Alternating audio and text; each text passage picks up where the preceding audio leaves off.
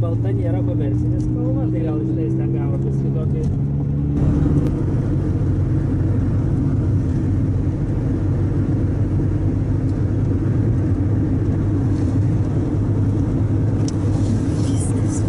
Man atrodo, čia vokietis buvo nupirkęs ir, man atrodo, už 1 eurą pardavė kažką.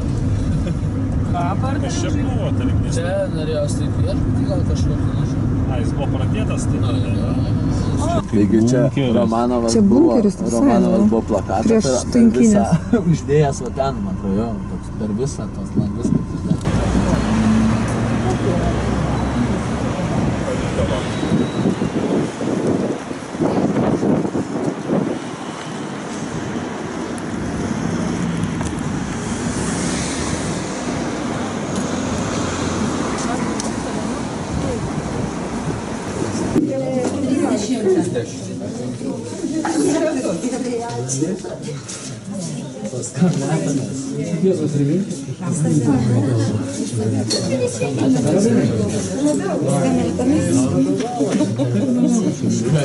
Kokias eismas eina? Įstatymą, jeigu suprastume TV, įsisiautėjo, kodėl valdžia neįgali Lietuvoje, kodėl žmonės gali šitaip nepaisyti valdžios, jisai sudino kūrį. Reikia dirbti ar advokatę. Jeigu aš dirbčiau advokatę, mane palaužtų ir aš bijočiau. Bet mes vaikščiotumėm būriu paskui jūs.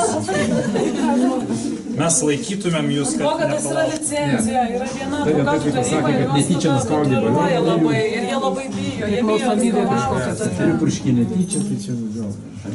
Tai jūsų dalyvavimas čia visiškai neprognozuotas, nes pagal jų logiką, bet koks Lietuvos teisininkas turėjo kaip velnės kryžiaus bijoti čia prieiti per kilometrą. Ir kada teismo sprendimas ar prezidentui, ar dievui, ar velniui, visiems vienodai galioja. Jis privalės atvažiuoti ir man jis negalės kaip šitas Dabašinskas makaronų kabinė. Jis privalės atsakyti į visus klausimus ir atsakyti ir jokius susitikti.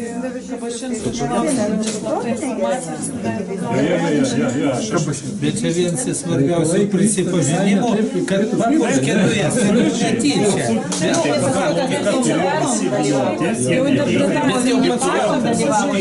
Pats faktas, kad kaip kumštis stalo.